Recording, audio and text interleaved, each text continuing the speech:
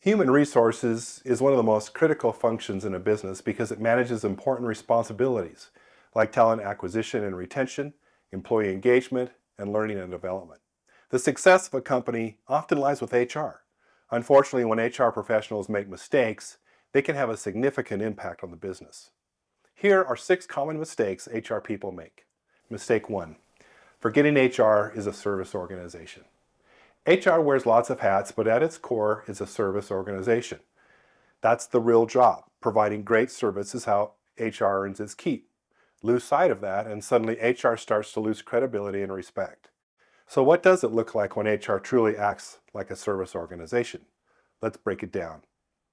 Always keep internal customers informed on project success.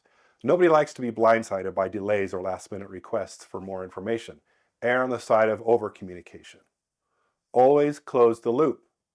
When you receive an email that requires more research or more work, let the person know that you received it and you'll work on it. Do not let it sit in your inbox for days until you get around to working on it. Make your coworkers feel valued. Recognize them with a smile. Call them by name. When someone approaches your desk, stop what you're doing, make eye contact, and be attentive to what they have to say. Maintain a positive attitude. Your attitude reflects in everything you do. Avoid complaining. Be a problem solver and identify and anticipate needs. Get to know your internal customers so you can understand their priorities and anticipate their needs. These tips to providing great customer service will help you earn that all-important seat at the table. Mistake number 2, allowing HR to become the complaint department. So here's the truth. HR must act immediately on harassment and discrimination or policy violations, no question. But some organizations view HR as the complaint department, which it isn't. People will complain to HR about their schedules, feelings of being underappreciated by their boss, or being micromanaged. They will even voice their disappointment over the lack of variety with the Friday donuts. You have very little to do with these things. It might be helpful for you to provide a word of advice to the employee about how to have a conversation with their boss and refer them back to their supervisor. I remember at one company where I worked, my predecessor fostered this incorrect notion that HR was the complaint department. I'm not sure why, but I believe they derived some sense of power when people came to them with complaints or problems for them to solve. For the first several months, I would arrive at work around 7 a.m., only to see people lined up 3 to 4 deep at my office. A few employees had legitimate reasons for coming in, but most of them just wanted to complain about everything and anything under the sun. In those cases, I would explain the complaint procedure as outlined in the employee handbook and refer them back to their supervisor. So how do you keep the HR department from becoming the complaint department in the first place? Here are 5 simple moves.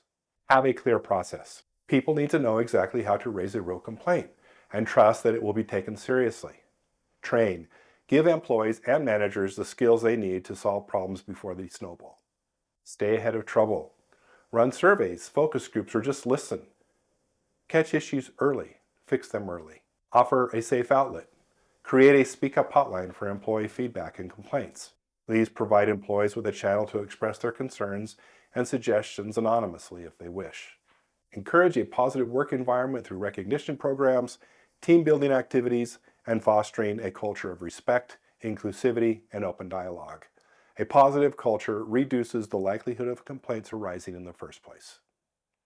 Mistake number 3, suffering from counselitis. Yes, I just made up a disease. Symptoms, an uncontrollable urge to give advice. Have you tried this? You should do that. Let me tell you what I would do. Sound familiar? Being around someone who suffers from counselitis gets old pretty fast. The result of counselitis is that it robs people of their ability to solve problems for themselves.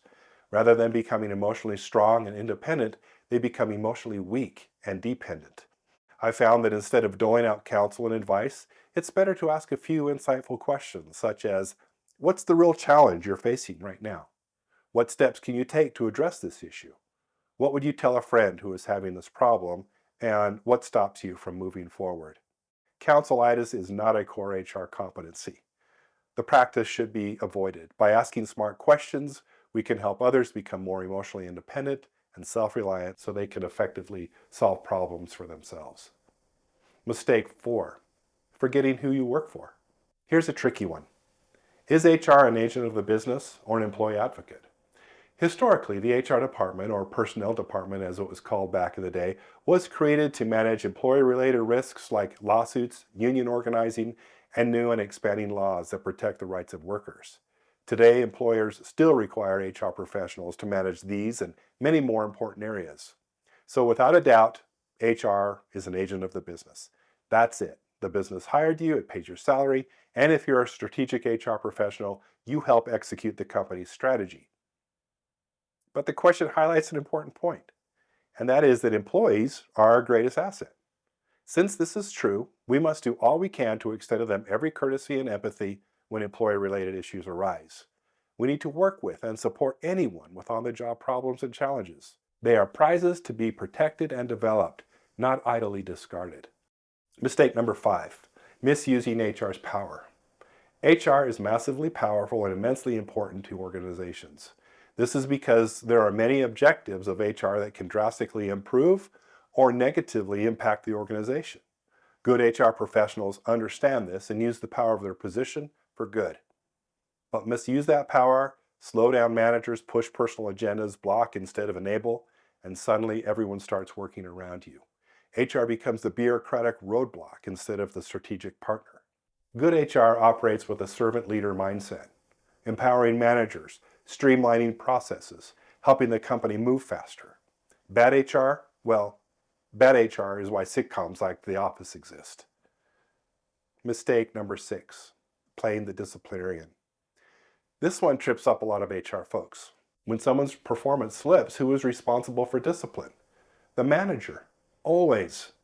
HR's role is to advise, coach, and make sure the processes are fair and compliant. So that's my roundup of the 6 common mistakes HR people often make. Forgetting service, taking on complaints, over-counseling, misidentifying loyalties, misusing power, and acting as a disciplinarian. Get those right and HR transforms from a dusty back office function to a true engine of business success. John Paul here. If you like this video, check out the HR Insight YouTube channel where we have more videos just like this. Make sure to click subscribe so you get notifications.